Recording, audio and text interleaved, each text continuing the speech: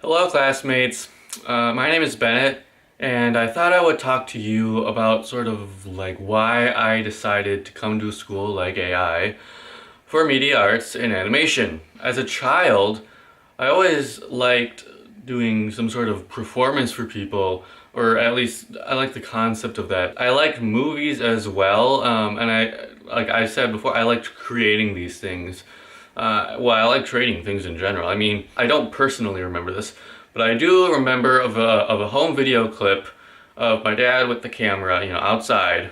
And he's filming, and it's of like this, big chalk thing on the driveway, this big chalk drawing, and he starts to pan around, and there's just more and more and more of them. It's like our driveway's just filled with these chalk drawings. And I remember like scrounging through our garage looking for these like little scraps of chalk I might be able to use.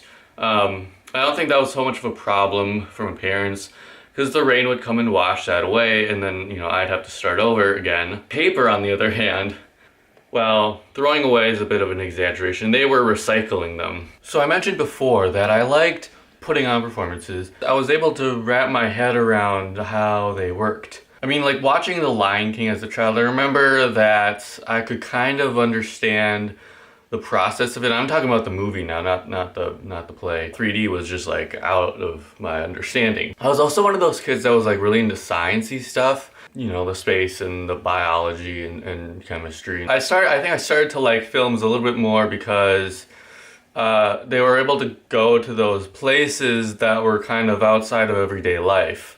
And I started getting into visual effects and special effects, and the more I researched them, the more I started to learn about 3D animation. And the more I learned about 3D animation, the more I kind of started to enjoy it.